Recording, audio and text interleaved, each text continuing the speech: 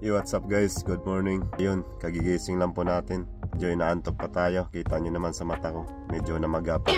Pero kailangan nating maggagayat. At dyan guys ay kakatapos lang nating maligo. At syempre yung magic na ginawa natin ay maliligo lang ng saglit. Ayusin natin yung buhok natin para magmukha namang fresh. Kahit kanina wisik-wisik lang yung ginawa natin dun sa toilet at sa pagligo natin, para naman makatipid tayo sa tubig. Syempre ganun na lang yung mga technique natin. Dyan guys ay inaayos ko yung buhok ko kasi medyo manipis na rin yung tuktok. Na makikita nyo naman na tinatakpan ko na lang kasi syempre para hindi halata, di makikita na medyo nabawasan na yung buhok natin. Syempre ganito talaga pag nagkakaedad na. Pagkagising mo sa umaga, makikita mo sa kama mo ang daming mga buhok na nagalaga. Syempre di rin naman natin mapipigilan yan kasi nga nagkakaedad na tayo. Makikita mo naman sa mukha natin na nagkaka-wrinkles na rin. At kaya kahit papano magpasalamat pa rin tayo sa buong may kapal kasi nga umabot tayo sa ganitong edad. At syempre kahit malayo sa pamilya ay masaya pa rin tayo. Ayun guys, malapit na tayo matapos. Getting ready for our duty. Hahanda na tayo para pumasok sa trabaho. Medyo maaga tayo ngayon kasi nga inventory na naman. Yan guys, ready na tayo para pumasok sa ating trabaho. Tara, samahan niyo ako. Let's go. Guys, pasok na tayo sa ating work. Tara na. Ito guys.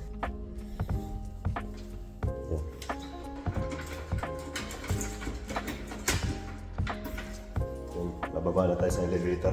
Ito sa ibang bansa guys, siyempre medyo sosyalan tayo. Nagamit tayo ng elevator kasi nasa 3rd floor tayo nakatira.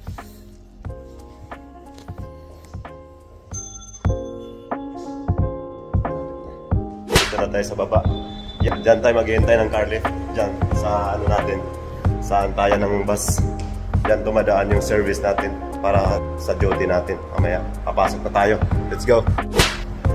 Yan guys, papasok na tayo sa ating trabaho. Hinintay na lang natin yung service natin. Sa maganda yung panahon ngayon, hindi masyadong mainit. Sakto lang talaga siya.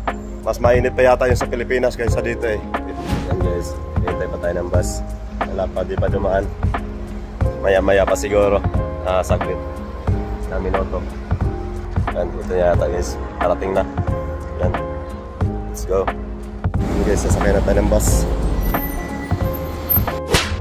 And guys, dito na tayo, nakarating na tayo doon sa lugar kung saan ay dito tayo nagtatrabaho banda, dito sa Palm Jumeirah.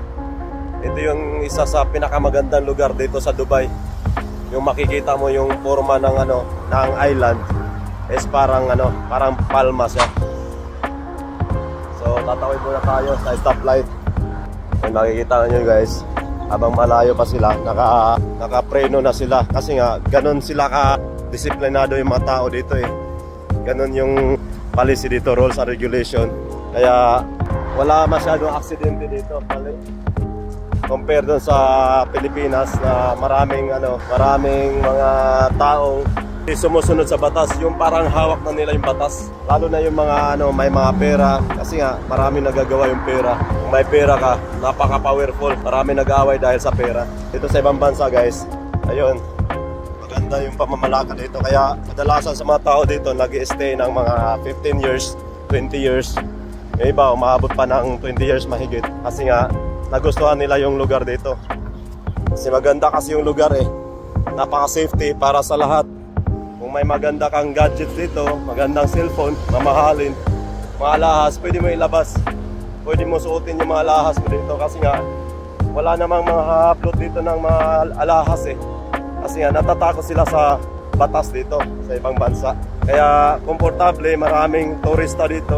Kaya mayaman yung bansa dito dahil sa turista rin. Kasi nga dahil sa magandang pamamalakad dito sa kanilang gobyerno. Kaya tayo nagtatagal na time dito kasi nga dahil nga napamahal na rin tayo dito sa bansang to. Ganda kasi yung lugar nila eh. Tapos komportable.